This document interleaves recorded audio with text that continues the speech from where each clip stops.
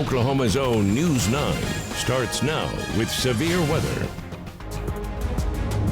And it's not letting us. I've got trucks to the north of it. This is moving pretty fast across this open field here. Oh man, look at this, right next to us here. Flames surround an equine therapy center. Liz kind of worried about them. A fiery day in Oklahoma. Powerful wind fuels destructive fires across the state, and at one point, more than 15,000 people were without power in our area. The number's hovering around 9,000 right now. The wind, it's also making things difficult for firefighters, especially to control those flames. News 9 has crews across the region, and we will bring you complete team coverage tonight.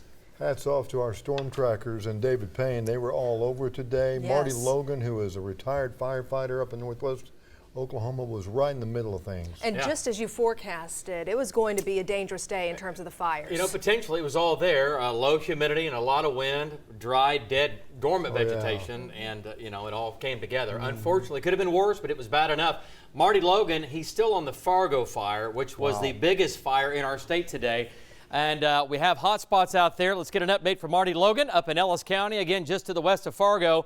And Marty, you have had a wild day once again, as always. Great job today, my friend. Give me an update on the Fargo fire. Go ahead. Okay, what we've got right here is several $1,000s worth of hay bales going up in smoke.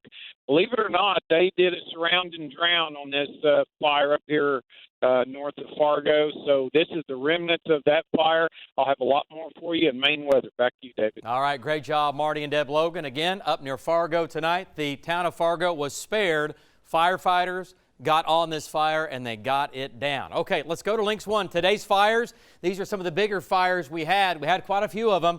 There's the Fargo fire. It was a big one for sure.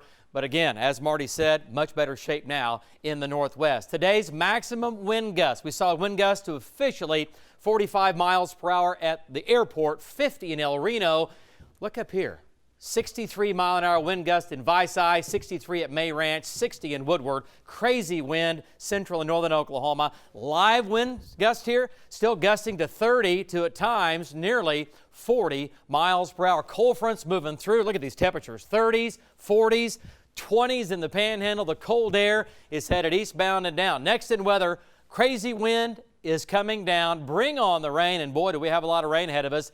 A chilly turkey. It's going to get even colder.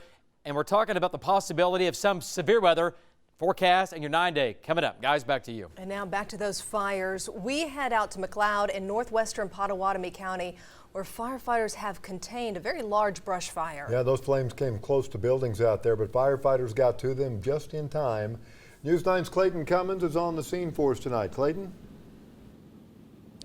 Kelly and Amanda, I'm standing about 2 miles north of the Grand Casino Hotel and Resort. This is where firefighters have staged their efforts right now after that grass fire broke out just before 7 o'clock tonight. Now, I'm being told that this firefighter is spanning as far as a half a mile by a half a mile wide, ranging from about McLeod Road all the way to Blackberry Drive. This fire burned down several trees in the area, even quite a few hay bales. We can report tonight no homes have been damaged. Local farmers wasted no time here tonight, getting on their tractors to help out first responders, helping get this under control. A sparking power line, the McLeod fire chief believes, is what may have started this fire. The conditions are very dry, even though we've had rain. That's just made it very difficult to maneuver in the fields. They're very wet, but the grass on top is very dry, so that fire spreads very quickly, and it hinders our ability to get to it. Certainly a very scary night for homeowners in this area. Right now, fire crews are staged monitoring hot spots. They expect to be here well into the morning hours. We're live south of McLeod tonight. Clayton Cummins, Oklahoma's own News 9. Clayton, good work out there, buddy. Now our team coverage takes us to east of Woodward to the town of Moreland. At one point this afternoon, more than 100 homes there were evacuated, including at least one nursing home. Our Storm Jones is at an equine assisted therapy center for girls that was badly damaged. Yeah, the owner says raging winds pushed the fire right up against their buildings, catching them by surprise. So it was a really day of celebration. A celebration cut short by howling winds that turned into raging flames. We knew there were going to be high winds, but we hadn't anticipated a fire So we evacuated and didn't realize it was going to come on us so quickly. The home offers therapy services for girls between 12 and 18 struggling with mental health and substance abuse issues. The last-minute evacuation getting all of the girls out safely, but leaving no time for the horses. I just knew that there was a couple that were separated by themselves and was kind of worried about them. She's our horse whisperer, so. So anyway, thought I'd run up here and check on them, and they're standing, so that's good. Yeah. The center suffering material losses. We had a shed with part of our well house and our therapy offices and our equine offices. However, the owner says things could have been much worse. The fire chief, I just stopped and talked to him, and he said, "I'm sorry it happened. I'm so grateful it's not worse, and I'm glad no one got hurt." The flames cutting short a graduation ceremony. It was at 1 o'clock, actually for a victim of human trafficking. She graduated our program after 6 months, so we were grateful. And to the firefighters, Tammy says she's grateful for them too. Whatever you're doing to protect lives and livestock, we appreciate it wholeheartedly. I just can't say enough, we appreciate it. Now, right now, workers with Frontier Rodeo are rounding up the horses, taking them to their facility in Freedom. Just outside Moreland, Storm Jones, Oklahoma's own News 9. Boy, we appreciate those firefighters as well. And there were fires across at least a dozen counties here in Oklahoma. Our crews were at some of them as firefighters responded. We're told power lines sparked this fire near Northeast 40th and Lincoln about 6 o'clock tonight. And here's something you never want to see at the Outlet Mall. A viewer shot this video about 7 o'clock. This is the mall at I-40 in Council, right off the highway. And from Oklahoma City, now we take you to Grady County near Ninnekah. This fire has been burning for hours. The fire department is posting updates, though, on its Facebook page. News 9, of course, is your home for everything weather-related in Oklahoma, breaking news-related. It always has been, always will be. We have the biggest team of trackers, and we are constantly updating our weather app. It is free in your app store. Other news we need to tell you about: a death row inmate is found dead in his cell. The State Department of Corrections says 52-year-old Albert Johnson was found on his bed at the state pen yesterday. The ME will determine the cause of death. Johnson was sentenced to death for killing a woman in the village in 2014. A former corrections officer could spend life behind bars after turning down a plea deal. He's accused of sexually assaulting a female inmate. Our Bonnie Campo has the evidence against him. Investigators say they have both DNA proof and video evidence, but the former prison guard wants to take his chance with a jury. Further evidence came out that other crimes were committed, and we felt the need to charge those other crimes. The alleged sexual assaults happened at Mabel Bassett Correctional Center near McLeod. The victim's father has moved away from Oklahoma, but fears his daughter is being abused by other guards at the prison because of her testimony. And I tried to call the warden today, and they would not respond back to me. My daughter is being harassed now. They're retaliating against her. Midiana Huber already has a high profile. In 2010, Charles Dutton was found dead and she got second-degree murder. Her father says from a young age, Midiana was in and out of the DHS system, then started running with the wrong people. Now he says she's being exploited again and doesn't think it'll stop anytime soon. North Cross's girlfriend is a prison guard at the prison.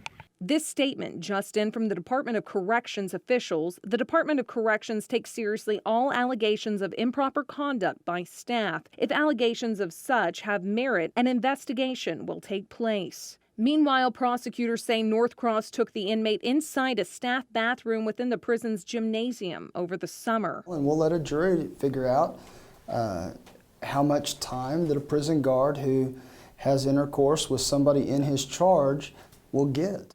Bonnie Campo, Oklahoma's own News 9. Well, Oklahoma City police say this duo went from shoplifters to armed robbers in a flash. They allegedly tried to steal beer from a store near Northwest 10th and May last month.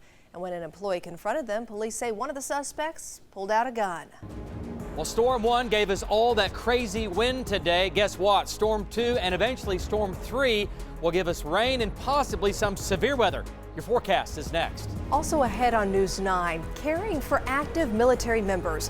A congresswoman's efforts to spread cheer to those who can't make it home for the holidays. And next. When the community around us is vaccinated, we're all much safer. While a new poll shows majority of Oklahomans support vaccinations, one parent believes the push isn't about public safety. Her concerns coming up. This is Oklahoma's own News 9. A statewide poll shows that most Oklahomans believe vaccinations are effective. Those results were released today. Our News 9's Amber Gerard's in the studio with us with both sides of the argument. Amber? That's right. According to the Oklahoma Alliance for Healthy Families, 9 out of 10 Oklahomans support vaccinations. We have a conservative legislature, a conservative population. We chose a conservative firm to do the polling, and I think it's important that our legislators know that the people do support vaccinations. More than 1,000 of our neighbors took part in the statewide poll. 84% support requiring schools to collect information about their students' vaccination status, with 76% supporting public release of that data. We believe in personal choice. We believe in parent responsibility. All we want is for them to be educated and informed when they make that decision. But some parents like Liza Greavy say they are informed, and what they've found is that there is a lack of education when it comes to testing and research. These doctors who are coming out of medical school and nurses that are working with us are telling us we do not receive training about how vaccines work to the immune system. What are the ingredients? To this, Dr. Bookman says, we have the right to our own opinion, but you don't have the right to your own facts. Now, something very interesting, Dr. Larry Bookman tells me, in light of these findings, the state has the lowest vaccination rate in the country. In the studio, Amber Gerard, Oklahoma's own News 9. From the Bob Mills Weather Center, the Oklahoma weather expert, David Payne. Well, today, really, we had fires all over the place, but we had the big fires, really, were in northwestern Oklahoma. This was Moreland. We were live on the air starting at 2:50 this afternoon. And again, this was close. This thing came really just roaring into Moreland as it was coming into the western sides of town here, looking at homes. Those were fences. Firefighters were all over this thing. It tried to cross the road several times. They were able to get on it and get it down. You folks in Moreland, firefighters honestly saved part of your town today. And then the next big fire took off out in Ellis County. Val and Marty were on that one as well. So a wild day, a lot of fires, some big and a lot of them small. Let's go back outside again, check in with Marty Logan, who is in Ellis County. He's, again, just outside of Fargo. And I tell you what, Marty, Moreland, lucky tonight. Fargo, lucky tonight that these fires by firefighters, these fires were put out. Marty, go ahead.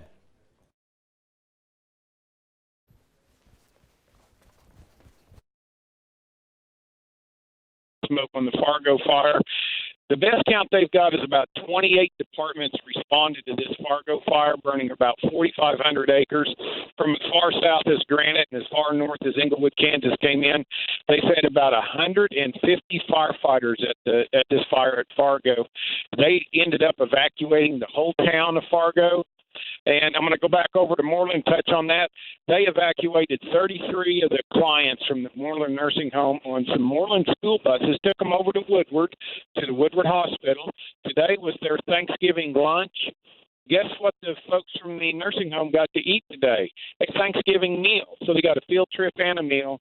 Try to lighten it up just a little bit. But everybody came out all right, no injuries. And we're going to make it okay in northwest Oklahoma. Back to you, David. All right, great job there, Marty and Deb Logan, and also a great story. Again, the Oklahoma spirit coming through, right? They get, like Marty said, a little day trip over to Woodward and have a little Thanksgiving lunch a little bit early. So good stuff all the way around, all right? Could have been a lot worse for sure.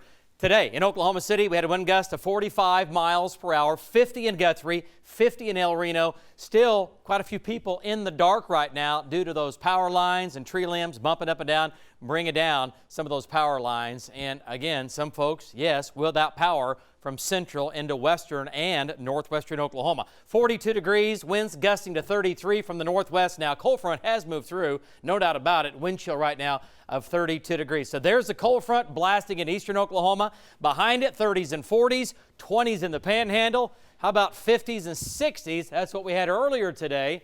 Well, that's now well off to our east. Live wind gusts now gusting to 33 miles per hour at Will Rogers, 26 in Stillwater, 30 in Watonga, 28 in Purcell. The rest of Oklahoma, the winds 20 to 30, okay, in the west through central Oklahoma. Still some gusts near 40 off into eastern Oklahoma. So the winds have come down, and they're going to be windy overnight, but nothing like what we had today and what we had a couple of hours ago, all right? But still windy overnight. Wind chills right now, look at there, 20s, 30s.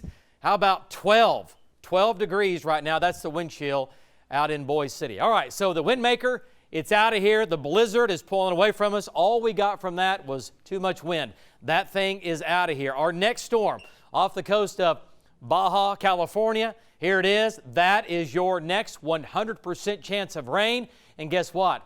The next third storm down the road, we're going to call that the storm maker. Now just coming inland in the northwest. Look at that thing. Looks like a hurricane. That is your, again, second 100% chance of rain coming up down the road. Rainfall amounts between the two storms, anywhere from 1 inch to 2 inches. Some areas locally could see more than that. Even you folks in the northwest will get rain out of this. That's a good thing for you. It'll be statewide rain and 1 to 2 inches of snow in the panhandle. Lows tonight, 20s and 30s. Wind chills in the morning, folks, will be in the teens, single digits in the panhandle, teens and 20s elsewhere. It'll be cold. It'll be breezy in the morning. Bundle up. Tomorrow, highs in the mid to upper 40s, a north breeze. The winds will come way down. Tomorrow evening, rain. Here we go. Comes into southern and southwestern Oklahoma.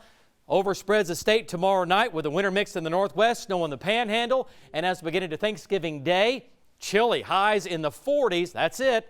And for Thanksgiving Day, still a 100% chance for light rain. It'll begin to end late in the day in the northwest and the west. And highs on Friday, we're talking 50s and 60s. We're going to try. The warm air tries to come back. Here comes that next storm. Friday through Friday night, rain and storms. Some of those could be strong, could be severe. The main threats, wind and hail. If the instability is higher, we might have to watch that tornado threat. That is not locked in. We are tracking that. 9-day forecast, we salvaged the weekend, a high of 60 on Saturday, and windy Sunday, colder with a high of 45. We'll be back right after this. Driven by your Oklahoma Ford dealers, this is News 9 Sports with Dean Blevins.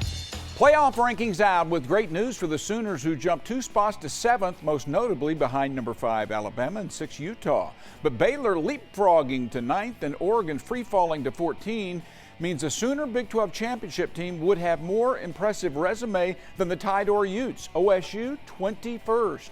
4 nights from right now, Bedlam in Stillwater should have just ended. Our lead at the Lucky Star Sports Desk. It is ironic that OSU's win streak has become helpful for playoff chances of their hated rivals. The top 25 Bedlam scrum in Payne County very well could come down to turnovers and Chuba Hubbard. Lincoln Riley knows the Canadian-turned-cowboy is a highlight reel speed merchant. And he's got a great combination. I mean, he's got breakaway speed, he's got power, he's caught the ball well all year, made several plays in the passing game, had a bunch of big ones last week against West Virginia in the throw game. And he's had a lot of attention on him each and every week and has still continued to produce. So he's certainly one of the best backs we've had in the league in a while.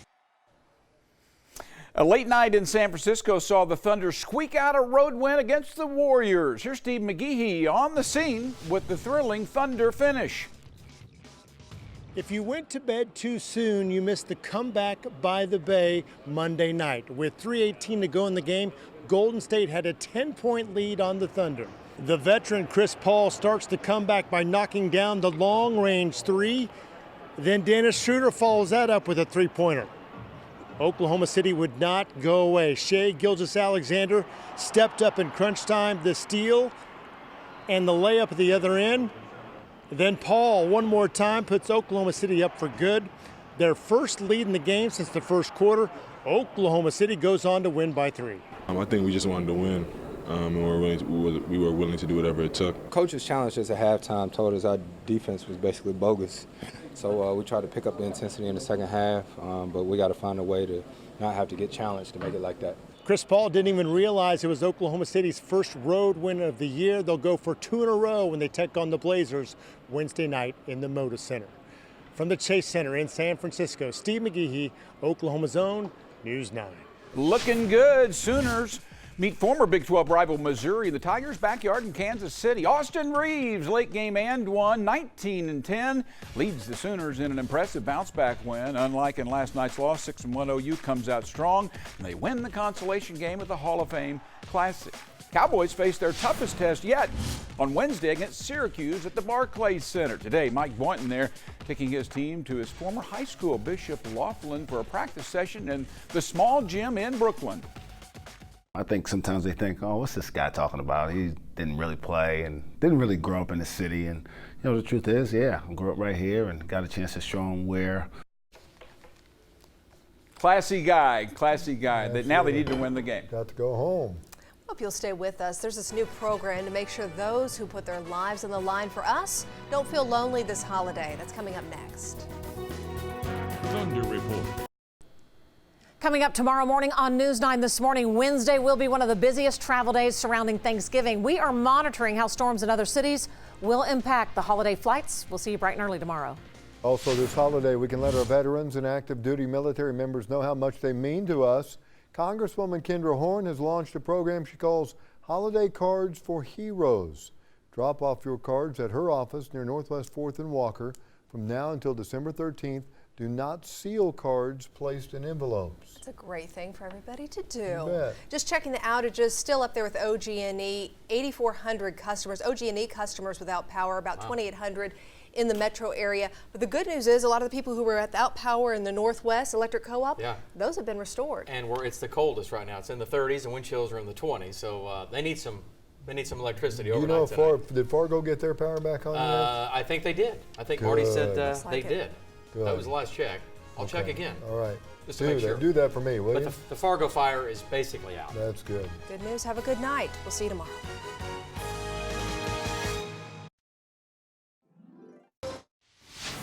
Right now on 9, rain and sleet in the metro tonight. David's tracking winter weather. Plus, an Oklahoma mom's accused of killing her 3 young children. And we found a dead body in the ditch. Why a Metro DA says a woman found dead is now a hero. Oklahoma's own News 9 starts now with winter weather. Oh, good evening. Sleet for some of us across the metro tonight, and even right now, snow is on the way for some others. Now parts of Oklahoma are preparing for a winter mix that's on the way. David Payne is in the Bob Mills Weather Center with the track of the storm and also what we can expect overnight. David? Yeah, guys, well, more of the same. And this was shot just a few minutes ago from Dibble, Oklahoma. Sleet, yeah, you can all hear that, right? Coming through the metro. There it is, a little bit of sleet mixed with rain. I'll be quiet here for a few seconds. You can hear that. That's cool stuff. That is sleet falling.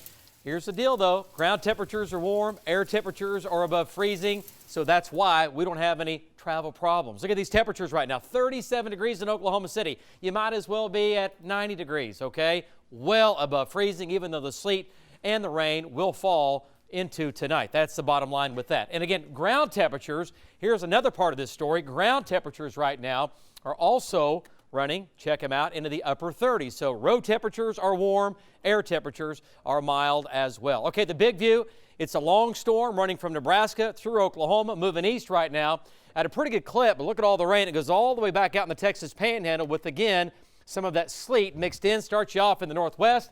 And again, rain mixed with sleet at times, moving off to the east, northeast right now at about 35 to 40 miles per hour. That's what we're doing with this big mixed bag moving through. But a lot of rain out there. It's a good rain, but again, where you see the yellow pocket showing up, that's going to be, again, sleet in the west and the southwest. We're going to have those pockets of sleet. Here in the metro, first band moved through. We're kind of in a hole right now. It'll fill back in. And see this band to the southwest of us? That is light to moderate sleet mixed in. And again, that will pick up as it comes in from the southwest. Up north, more light rain with sleet mixed in over Perry and Stillwater. Down south, Purcell, Maud, Wanette, Pauls Valley. Rain with, again, sleet in there. And one more tight shot of Oklahoma City. There's that first wave moving out. Here comes the next wave. This next wave will be a little bit heavier, and we'll be tracking that carefully. Okay, coming up in weather, my snow and sleet zone for tonight. I've changed things a little bit. How much rain? And we'll have travel problems for some in the morning. Forecast coming up. Guys, back to you. All right, David, in the news tonight, a man is dead and investigators say he knew his killer. The suspect shot the victim in the neck at the South Winds Apartments near Northwest 12th and the I-35 service road. and police have 3 people in custody. Possibly all were living in the residence at the time. I believe one of them might be his girlfriend, and then they all know each other. Police say one of the roommates shot the 21-year-old victim, and officers recovered the gun. They have not released any names yet, but you can count on News 9 to update you on our app as this case develops. A Lincoln County native is accused of killing her 3 children more than 1,000 miles away from here. The 22-year-old recently moved to Phoenix, Arizona. That's where investigators discovered a disturbing scene. News 9's Sylvia Corkill is in studio with the case against this young mother. Sylvia? Kelly, Rachel Henry made her first appearance just after 6:30 tonight. She's being held in jail on a $3 million bond, one she feels is too high. Maybe you're on a new case, you're accused of murder, 3 counts of murder. I don't know how I'd be able to get any money. I don't have a job or anything. According to investigators, police responded to the family's home to investigate an unknown trouble call to 911. When officers arrived, they were met by 3 adults, one being Rachel Henry. They had no idea the horror that awaited them inside. They were directed inside that home, and that's where they saw the 3 young children. Despite life-saving efforts, He pronounced the 3 young children deceased at the residence. Initially, police say Henry told investigators the children had been sick and only later admitted to being responsible for their deaths. This is probably one of the most difficult calls that our officers and fire personnel respond to. It's the most difficult part to see children who are the most innocent that have obviously lost their lives. According to investigators, Henry and the children's father moved from Prague to Arizona in June. While a motive for the murders has not been released, state prosecutors told a judge today the mother struggles with substance abuse. Her own admission, she has a history of drug addictions. These documents outlining the brutal way Henry killed her children, smothering them all as they fought their mother to stay alive. Henry told investigators as she smothered her 1-year-old. Her 3-year-old yelled no at her in an attempt to get her to stop. According to prosecutors, the Department of Children's Services has taken Henry's children away in the past because of her drug addiction. In the studio, Sylvia Corkill, Oklahoma's own News 9. It's so heartbreaking tonight. Okay, Sylvia. In other news, Oklahoma City police believe this woman, 34-year-old Shante Frost, could be in danger. She was last seen at her apartment near Sunny Lane and also Southeast 44th last Friday. Frost drives a 2012 Hyundai Sonata along with the license plate CAN 644. Oklahoma City investigators say these 4 people are involved in the latest Penn Square Mall shooting. Happened Saturday. No one was hit, but shrapnel did ricochet and hit a woman. An off-duty Oklahoma County deputy was working security in his uniform. He ran after the suspect, putting an end to the shooting. My presence yelling for him to stop, most definitely caused him to flee. I mean, there was a security guard there the entire time, and it didn't deter these guys whatsoever. Oklahoma City police believe this man pulled the trigger. If you recognize him, call Crime Stoppers at the number you see there on your screen. This is the same guy who robbed us before. Oklahoma City police are looking for this accused repeat offender. An employee at a store near Southwest 44th and Penn says he pulled a gun on her this morning. The victim was not physically injured. And in Nakoma Park, west of Choctaw, police are looking for this burglar. He's accused of breaking the front glass door of a trailer repair shop and then crawling in. He was caught there on camera yesterday. He grabbed several items before an alarm spooked him. Oklahoma City investigators believe a firework started this fire near Northwest 128th and Country Hollow. The closest major intersection there would be Rockwell and Northwest 122nd. The fire was a small one, but it was near some homes. Luckily, firefighters put that fire out quickly. State lawmakers filed a bill to overturn Oklahoma's new permitless carry law. You may remember Representative Jason Lowe fought to have the law overruled in the state Supreme Court right before it went into effect. That effort failed, but Lowe plans to do it all over again. He calls the law a ticking time bomb. Our Aaron Brilbeck will be back covering the Capitol daily starting next week. We'll be glad to have him. And live now to the nation's capital, where day 1 of the Senate impeachment trial is ongoing. Yes, late into the night. Oklahoma Senators Jim Inhofe and James Lankford will play a role in the final decision there. The entire country is talking about this, but there are only 100 people in the country that get a chance to actually vote on it, to resolve it. And I understand the significance of being one of those 100 people. President Trump is expected back in the country from his trip to Switzerland tomorrow. Opening arguments are slated to begin tomorrow, and we will have complete coverage for you. Listen to this. The CDC says a potentially deadly virus is now here in the United States. A man near Seattle was just diagnosed with the coronavirus. He traveled to a province in China where a new strain has made hundreds sick and killed 6 people. It has similar symptoms to a cold, but can quickly progress. Well, the rain and sleet continues to move across Oklahoma. The very latest on how much sleet will fall for some of us and how much snow, and who will have travel problems coming up tomorrow morning. Your forecast is next. Also ahead on News 9, the clock is ticking. Why some Metro kids will be getting up earlier for class while others sleep in. And next. No puppy should have to go through what that puppy went through. A boy caught on camera hitting a puppy. Only on 9, one woman's fear and the investigation.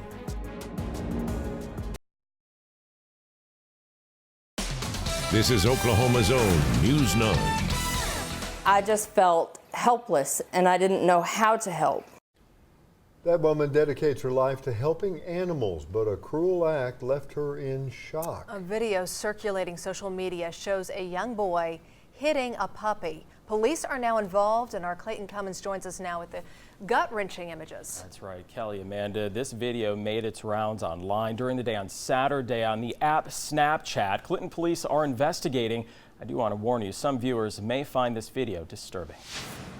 Several short videos posted to Snapchat Saturday show a young man picking up what appears to be a dachshund puppy by the neck, slamming it to the ground, even punch it repeatedly. While this all happened, other kids laughed. I don't see how you could injure and harm a puppy, punch a puppy in the head, choke it, slam it, hold it up in the air, and you be okay. Heather Estrada from Haven Animal Rescue and Transport in Clinton immediately jumped into action. Her first concern, where the puppy is now. I would take the puppy just so that way I would know that she would be okay. If she needed medical attention, we could get it.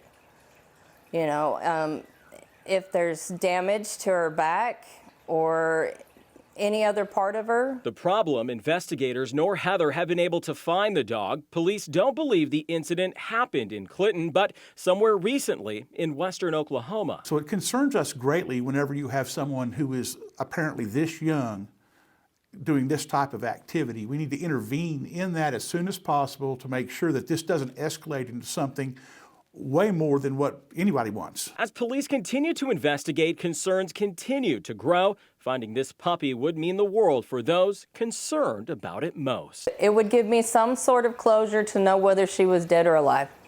And if she was alive, if she needed medical attention, that she could at least get it.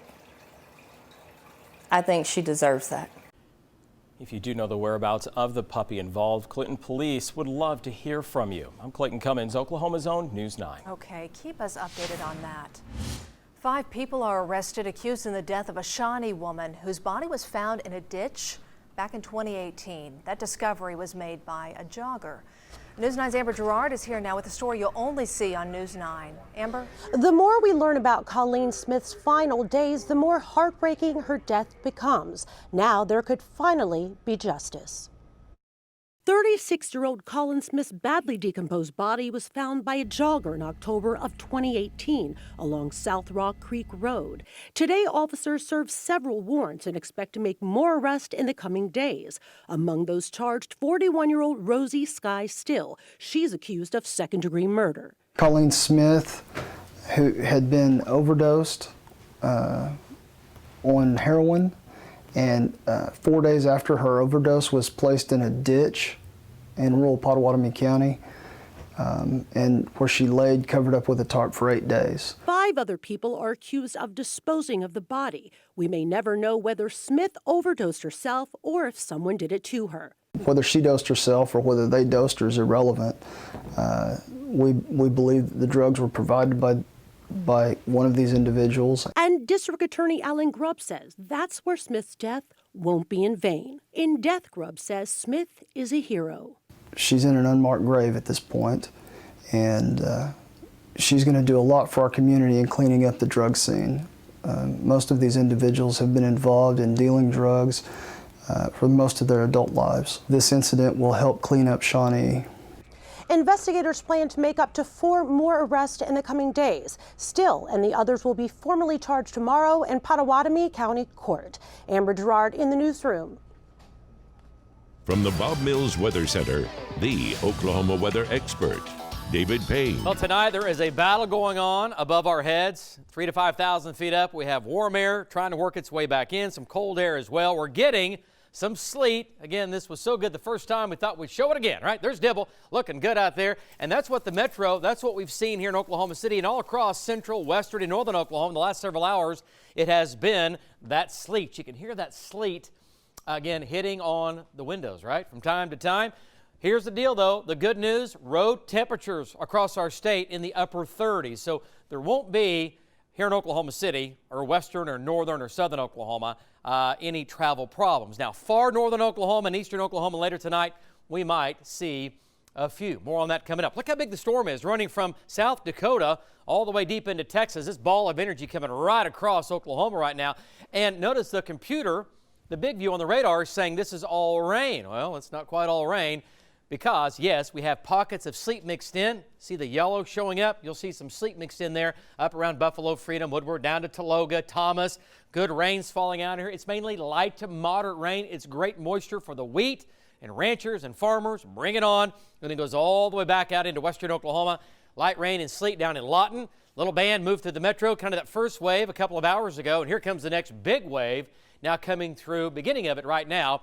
Coming into the southwest metro and up north, light rain with, again, some sleet mixed in from time to time. And down south, more light rain with, again, sleet mixed in there as well. So this is a statewide rain pretty much with, again, some sleet. And as this gets into eastern Oklahoma, we're going to see a little more sleet and snow developing overnight tonight. So here's the wave in the metro. It is quickly filling in, and we like that. Rain with, again, pockets of sleet in there just for fun. But air temperatures are above freezing, ground temperatures are above freezing, so we don't anticipate, I don't think we'll have any travel problems here in the metro. Here in Oklahoma City, 37 degrees. Here's what's important, our dew point is at 30, so that temperature will drop.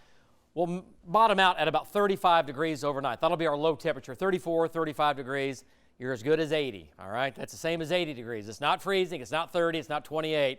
You bottom out in the mid-30s. Temperatures now, upper 30s to the low 40s. Ponca City, you are not 50. You're right at 39 degrees. 38 in Enid, 37 in Ardmore, 38 now in from Clinton. So here we go between now and midnight.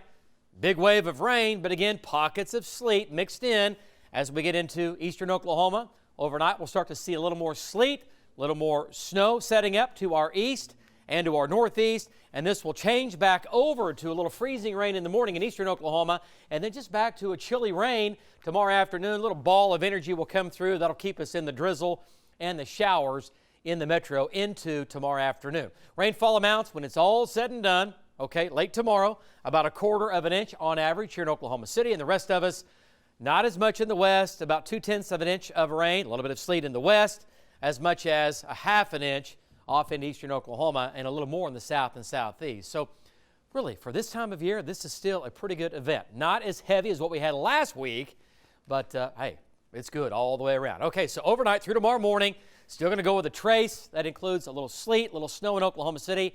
99.9% of it will melt in the metro, but where it's going to be a little bit heavier, up and down Highway 75, Tulsa up to Bartlesville, back down to I-40 over to Salisaw, could see up to an inch there of sleet and snow, and there might be 1 or 2 pockets that pick up locally 2 inches of snow up near Tulsa. Okay, overnight tonight, sleet and snow in the east. For the metro, for northern, central, southern Oklahoma, it's going to be rain, sleet, and maybe a little bit of snow mixed in as the night moves along.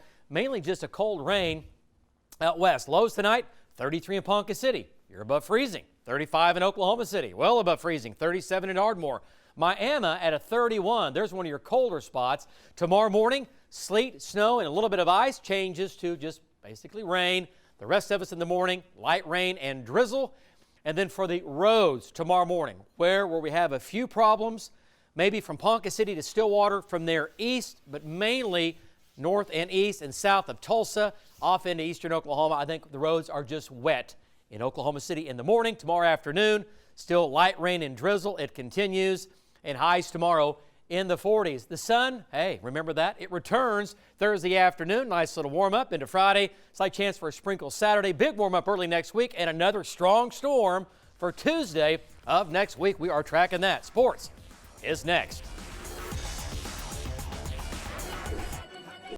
Driven by your Oklahoma Ford dealers, this is News 9 Sports with Brian Mueller.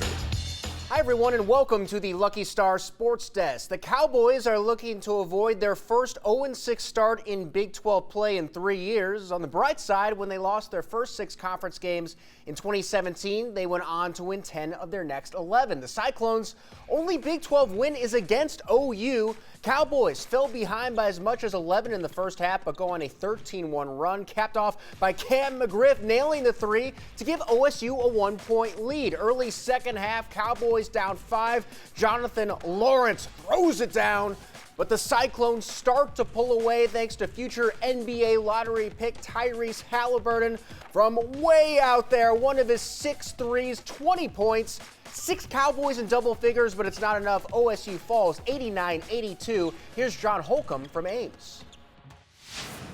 The Cowboys were a victim of red-hot shooting by Iowa State. Tyrese Halliburton, Rasir Bolton, deadly from three-point range, and Solomon Young, too much to handle inside. In fact, Young with a career-high 27 points, almost a double-double for him, coming off the bench as a big man. The Cowboys shot it okay, but it was just allowing Iowa State to get rolling early, forcing them to play catch-up the rest of the night. The Cowboys now 0-6 in Big 12 play, 9-9 overall.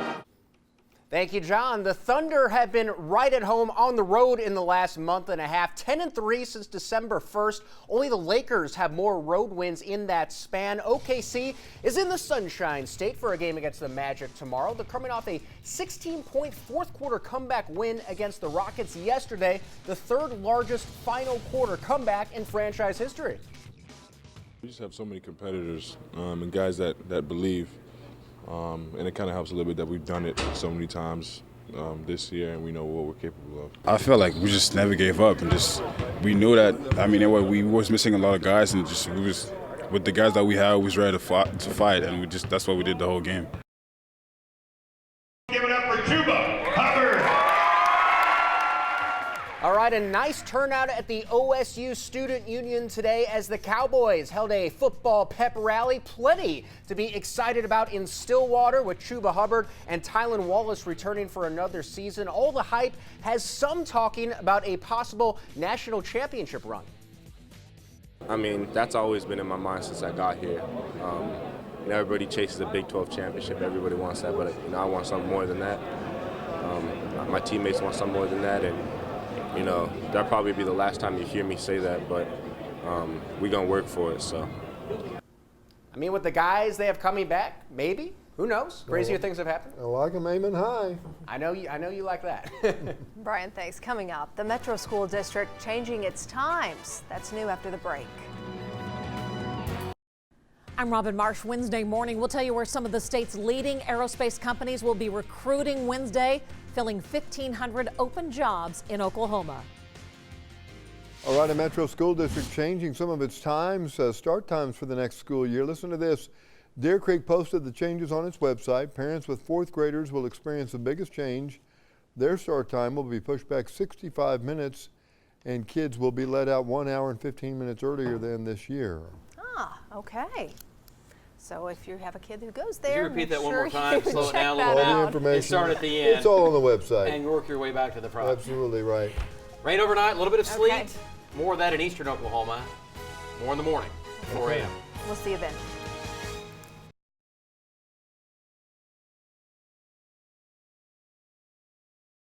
It's on the ground. There it is. Right there. There's the tornado. There's one vortex. Moving across. Water in the fields. There's the tornado. It's right there. Jim, go ahead. Give me an update. Well, that's right, David. It's like you said, this is fluctuating. It drops them, picks them up, drops them, picks them up. But it's been consistent for like 20 minutes or 25 minutes of these dropping just small vortices going back up, sometimes multiple vortices going back up. But it's definitely on the ground, David. Even though now you can't see the connection between the wall cloud and the ground, it is definitely spinning because we can see the spray kicking up every now and then on the ground. And like I said, this thing is moving, and it is moving fast. I'm telling you, man, it is really hooking here. I'm just sitting on the northwest side of Crescent right now, which I'll be moving to the north side of Crescent here pretty quick here as we track this, shooting off back to the northwest.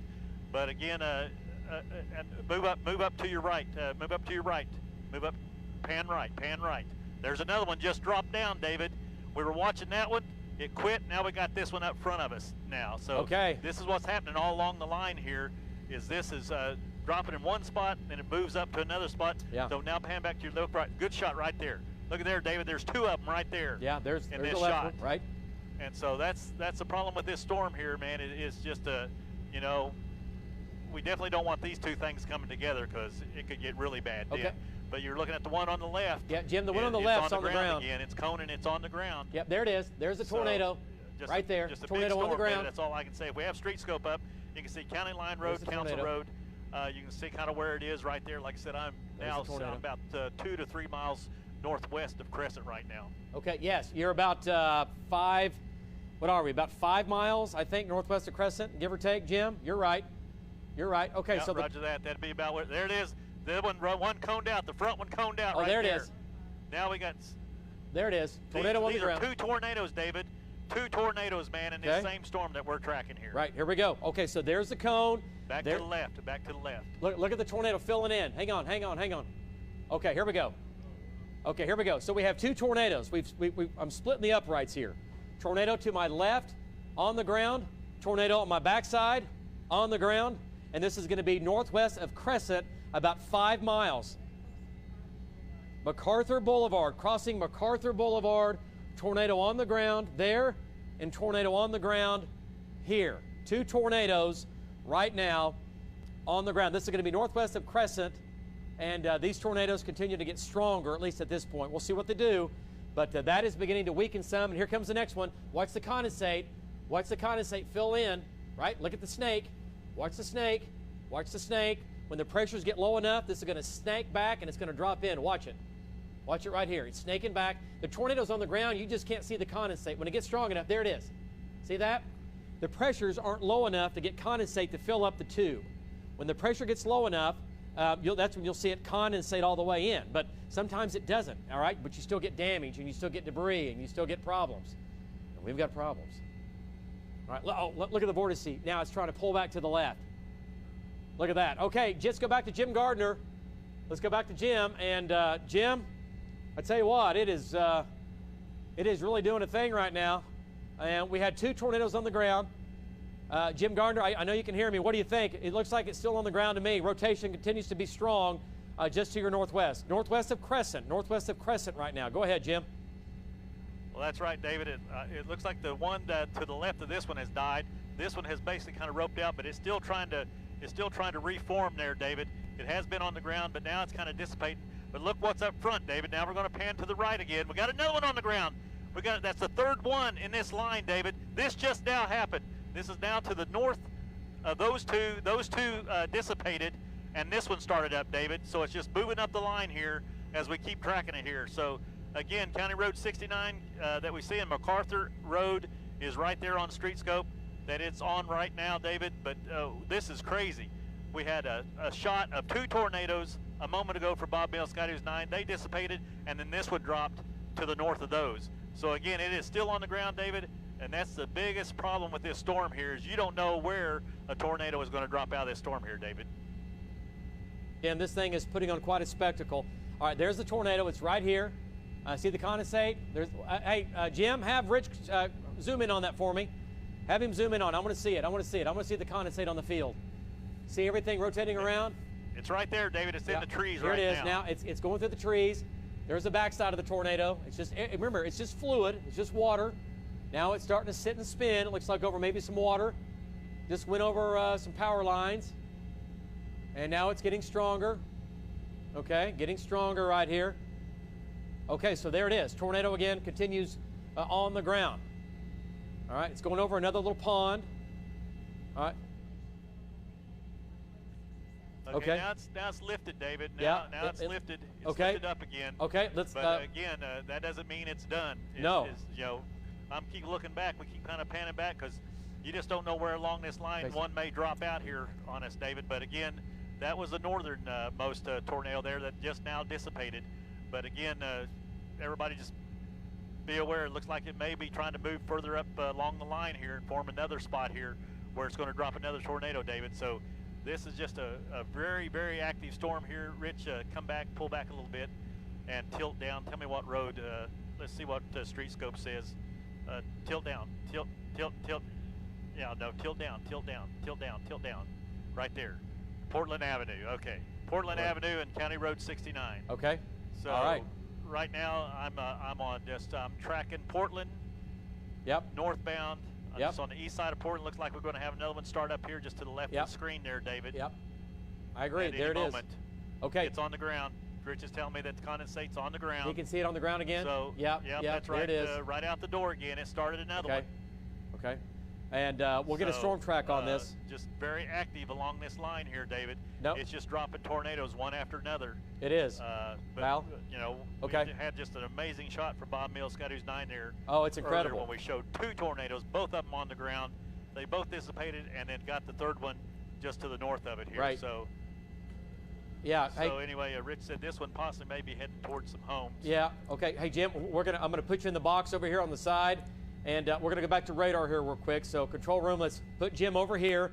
Let's go back to Lynx 1, and let's do a storm track on this. Let's go back to Lynx 3, Lynx 4, Lynx 4. Excuse me, Lynx 4, and take a look at it. Then I'll go to Val, and okay, again, this whole area, Marshall, up to Lucien, up to Hayward, to Covington. You're in the line of fire, right? Marshall. Covington, 414. Marshall, 403 still. Billings, 432. Lamont, Tonkawa, 445. It's a long ways away from there, and the air is much cooler up here. It's going to move into a more favorable or a more unfavorable environment once it gets a little bit farther north. But right now, it is game on. Let's go to Val Castor. Let's go to Val Shot on the ground. And Ponca City at about 5 o'clock if it makes it there. Let's go to Val. And Val, you've been watching it, putting down multiple tornadoes in the last half hour or so. And look at the rotation from Val's shot. Val and Amy, give me an update, Val. What you think? It looks like it's up, it's down, it's up and down. Give me an update. Tornado on the ground right there, David. If you can see in our shot right there, tremendously strong rotation. This is you would not believe how many chasers are out here and people driving around just about having wrecks out here. But there's at least one tornado on the ground. Every now and then we see debris getting kicked up. Yeah.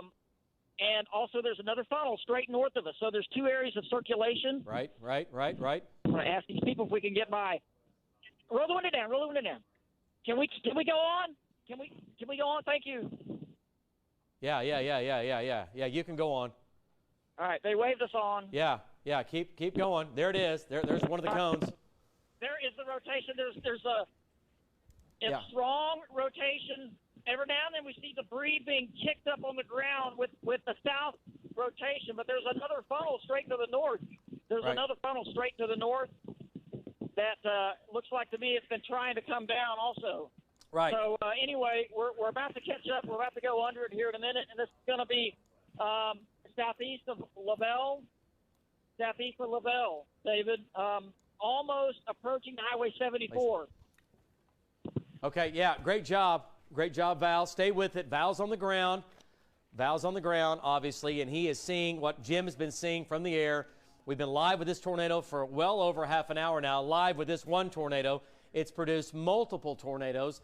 Let's go back to Lynx 3, and I want to talk about southwestern Oklahoma here, and then we'll get back to that, right? It's lifted for now. Into Logan County. Yeah, near level. Yeah, near level. Okay. All right, so there we go. Strong road is right now is where they're sitting and right in the middle of this windmill farm, David. So again, we're in a really good spot, but this stuff is really popping off really fast and touching down. Like I said, Rich said that one did touch down, but you can see right there, he's in tight where you start to see the rotation right now, David, starting to tighten up. So again, this is not something to play with. At any moment, this, luckily it's just really small ones, but at any moment, this could really drop a big tornado, David. Jim Garpoint live from Bob Mills, Scotty's 9, back to you. Okay, Jim, we're going to stay with your shot here. This looks like this might be a developing tornado. This is going to be now in southern Kingfisher County. This is going to be southern Kingfisher County. This is going to be the developing tornado. Right. The tornado warning continues. The developing tornado continues for southern Kingfisher County. This is going to be north and east of Okarche. And, man, it looks like it's really, really trying. This is East 880 Road and North 2880 Road are the county roads in Kingfisher County. Yeah, East 880 Road is right here, I presume, right? Yes. Or is that 870? That should be 880. Okay, 880. Farm Road, 880. And then what's the north-south? Or 2880. Okay. All right. So, and how far east of 81 is this? Just 3 or 4 miles, right? 4 miles. 3, 4. Yeah, about 4.5 miles east of 81. Okay. So, this is the area of spin.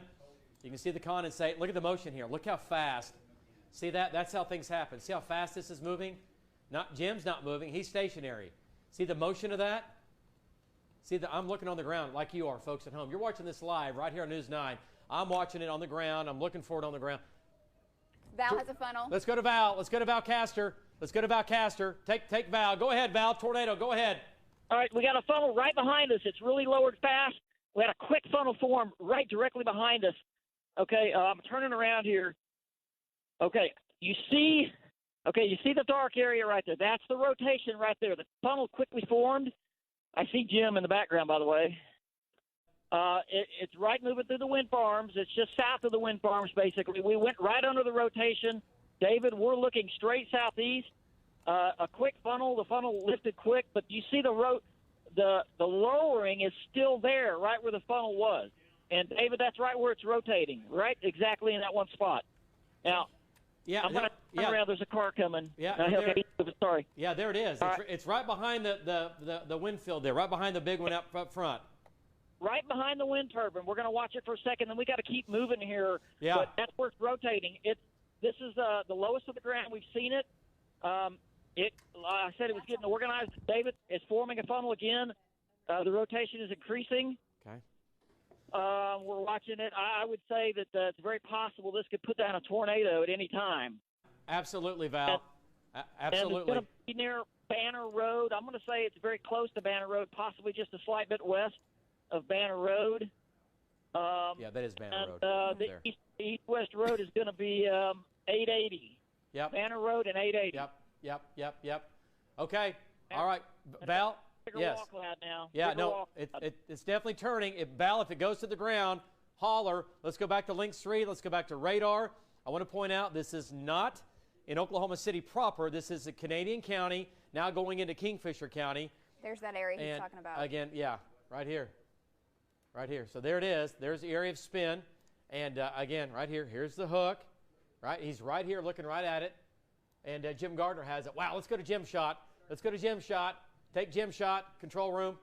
Let's take it. Go to Jim. Jim Gardner, is it on the ground? Give me an update. What do you think? It's close. It's close. It's a tree hugger. It's close, David. It's really, really close. If it's not on the ground, then I'm pretty low level here.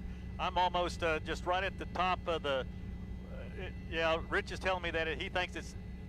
He said he could see the tree starting to twist at the bottom there. But again, right now it looks like a Banner Road. I'm just on the east side of Banner Road, shooting back to the west side of Banner Road. There you see the small lake there. I don't know which one that is. It looks like it's Uncle John Creek site, is what I'm seeing on StreetScope. Right. But again, I couldn't tell, David, just with the naked eye there if it was on the ground. But if it's not on the ground, then I don't. Yeah, it is on the. I think I see some condensation now hitting the ground every now and then, David. Okay. It's kind of got dragged out now.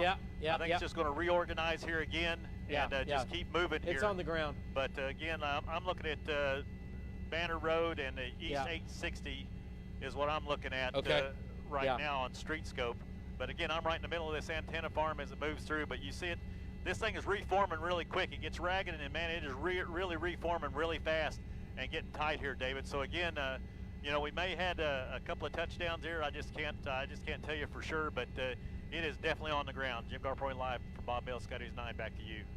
Jim, have him zoom in there. Have him zoom in. What am I seeing here? It looks like I see condensate or spray or something on the ground. We think it might have touched down once or twice. Briefly. All right, this is in Kingfisher County. This is going to be east of Okarche. This is north of El Reno. This is south and east of Kingfisher.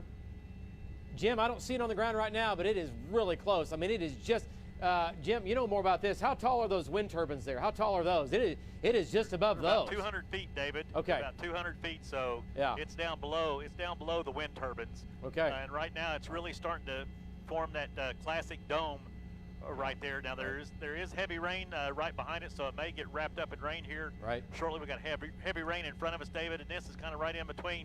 As you can see on the right and on the left there, you see the heavy rain on the left. You see on the right, you see the clear base right there. But again, if it's not on the ground, David, I just don't know. I don't know if we can get Val to get a better look at it. Yeah, right. From where he is, but right now, it is definitely below the windmills.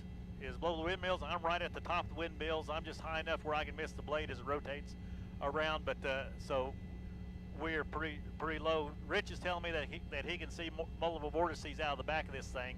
I can't see it with my naked eye, but again, we're having to kind of slow up here. We're starting to get some rain coming off what's in front of this thing, and this may get rain wrapped, David, here shortly. But which is the worst thing that we could have happen, because you saw it live from here that it was definitely trying to form a large tornado, David.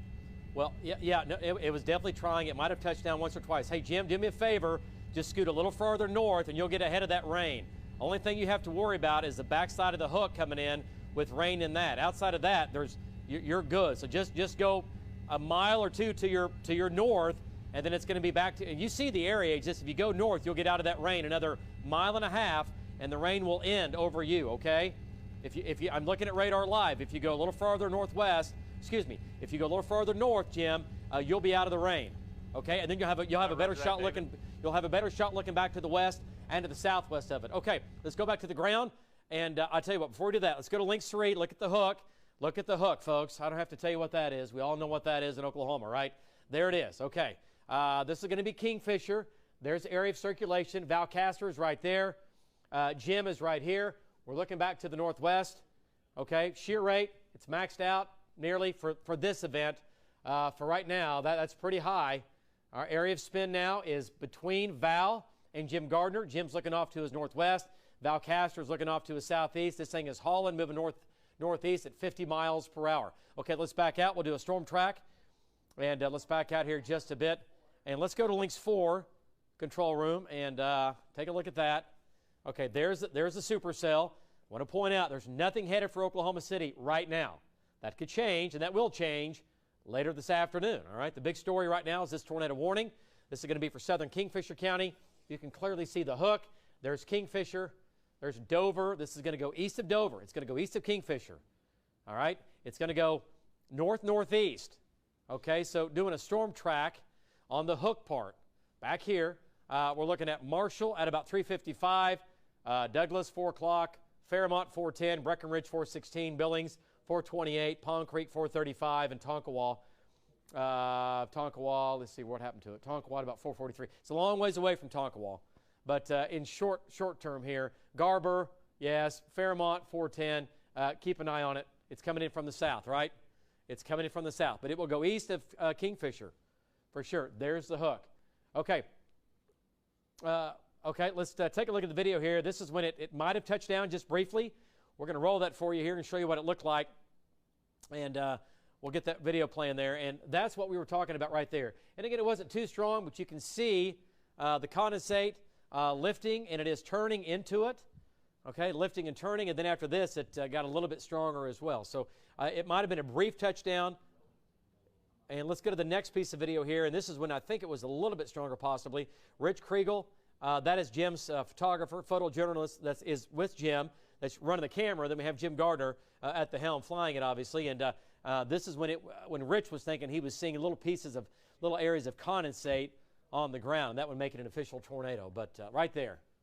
Okay, that was just a few minutes ago. Okay, let's go back to Links 3. Look at the moisture in the atmosphere. And again, there's the boundary. Thunderstorms continue. These are all severe north and west of Oklahoma City. And we have the one tornadic supercell here. Going up into Kingfisher County. Once again, there's nothing in Oklahoma City. There's nothing headed our way at this moment. Now, these storms out west will eventually make their way in, okay? All right, but tornado warning continues.